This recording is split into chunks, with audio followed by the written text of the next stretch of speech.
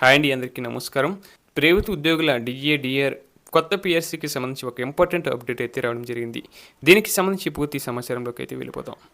క్షేత్రస్థాయిలో ప్రభుత్వ ఆశయాలను అమలు చేస్తూ పగలు రేయి శ్రమిస్తున్న ఉద్యోగులు ఈ పరిపాలనా యంత్రాంగానికి వెన్నెముక వంటివారు.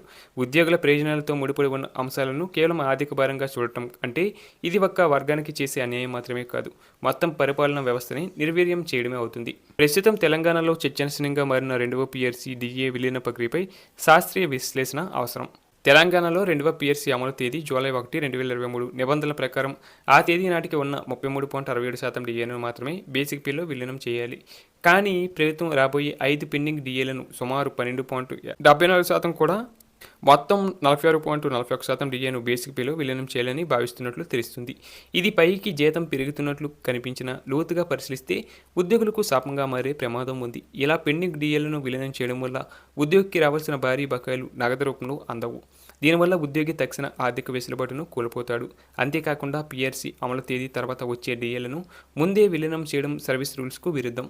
అలాగే ద్రవ్యోల్బణాన్ని, నిత్యావసర ధరల పెరుగుదలను కొలిచి ప్రతిపాదిక బేస్ ఇయర్ కేంద్రం ఇప్పటికీ 2016ను ప్రతిపాదికగా తీసుకుని వేతన సవరణలు చేస్తుంది. కానీ మన రాష్ట్రంలో ఇంకా పాత 2001 బేస్ ఇయర్ను ప్రామాణికంగా తీసుకుంటే ఉద్యోగులకు తీరని అన్యాయం జరుగుతుంది. 2001 నాటి లెక్కల్లో కేవలం ఆహార పదార్థాలకే ఎక్కువ వెయిటేజీ ఉంది. కానీ నేటి ఆధునిక జీవనంలో విద్య, వైద్యం, రవాణా ఖర్చులు 30%కి పైగా పెరిగాయి. పాత బేస్ ఇయర్ను వాడటం అంటే పెరిగిన ఈ ఆధునిక ఖర్చులను ప్రభుత్వం లెక్కలోకి తీసుకోనట్లే. ఫలితంగా ప్రకటించే షిప్మెంట్ ఎంత ఉన్నా వాస్తవ కొనుగోలు శక్తి పెరగదు. అలాగే విలీన ప్రక్రియలో లింకింగ్ ఫ్యాక్టర్ను ప్రస్తుతం 2.88 శాస్త్రీయంగా నిర్ణయించకపోతే కొత్త వేతన స్కేళ్లలో ఉద్యోగి పొందే రియల్ వేతనం ప్రస్తుత ధరల కంటే తక్కువగా ఉండే అవకాశం ఉంది.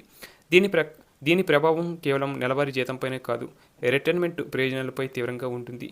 గ్రాట్యుటీ, కమ్యూటేషన్, పెన్షన్ లెక్కలు అన్నీ మూల వేతనంపైనే ఆధారపడి ఉంటాయి. బేసిక్ పే పెరుగుదల శాస్త్రీయంగా లేకపోతే పదవి విరమణ సమయంలో వచ్చే లక్షలాది రూపాయల ప్రయోజనాలు ఆవిరైపోతాయి. ఇది ఉద్యోగి వృద్ధాప్య భద్రతను ప్రశ్నార్థకం చేస్తుంది. ప్రభుత్వం ఈ సమస్యను పరిష్కరించడానికి తక్షణమే కొన్ని చర్యలు చేపట్టాలి. ఖచ్చితమైన ద్రవ్యోల్బణ అంచనా కోసం 2016 బేస్ ఇయర్ను ప్రామాణికంగా తీసుకోవాలి. పెరిగిన ధరలకు ఉద్యోగుల పనిభారానికి అనుగుణంగా గౌరవప్రదమైన షిప్మెంట్ ప్రకటించాలి. 2023 జూలై 1 నాటి డిఏను మాత్రమే విలీనం చేసి మిగిలిన 5 పెండింగ్ డిఏలను బకాయిలుగా విడుదల చేయాలి.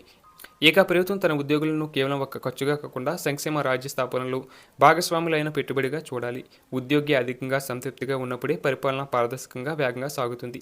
రథచక్రాలు బలంగా ఉంటేనే అభివృద్ధి రథం ముందుకు సాగుతుంది.